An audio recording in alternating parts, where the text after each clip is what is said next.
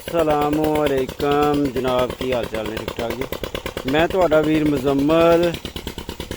ਸੁਣਾਓ ਕੀ ਹਾਲ ਚਾਲ ਜੀ? ਸਭ ਵਧੀਆ ਜੀ। ਅੱਜ ਅਸੀਂ ਜੀ ਅਗਲੇ 1 ਏਕੜ ਨੂੰ ਪਾਣੀ ਲੱਗਣ ਵਾਲਾ ਸੀਗਾ ਤੇ ਅਸੀਂ ਇਹ ਟੂਲ ਚਲਾਇਆ ਤੇ ਪਾਣੀ ਲਾਉਣ ਗਏ।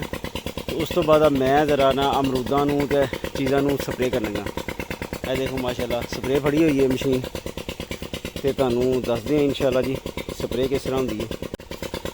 ਮਾਸ਼ਾਅੱਲਾ ਜੀ ਇਹ ਦੇਖੋ ਅੱਲਾ ਦੇ ਹੁਕਮ ਨਾਲ ਜੀ ਇਨਸ਼ਾਅੱਲਾ ਅਸੀਂ ਅਮਰੂਦਾਂ ਨੂੰ ਸਪਰੇਅ ਕਰਾਂਗੇ।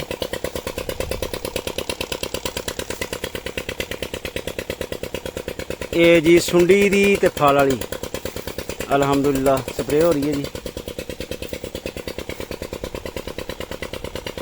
ਦੇਖੋ ਤੇ ਬਾਕੀ ਜੀ ਇਨਸ਼ਾਅੱਲਾ ਅੱਲਾ ਖੈਰ ਕਰੇ। ਜਿਵੇਂ ਇਹਨੂੰ ਮਜ਼ੀਦ ਜ਼ਿਆਦਾ ਫਲ ਲੱਗੇਗਾ ਤੇ ਅਲਹਮਦੁਲਿਲਾ ਜੀ ਅਸੀਂ ਤੁਹਾਨੂੰ ਮਜ਼ੀਦ ਨਾਲੋਂ ਨਾਲ ਦੱਸਾਂਗੇ ਜੀ।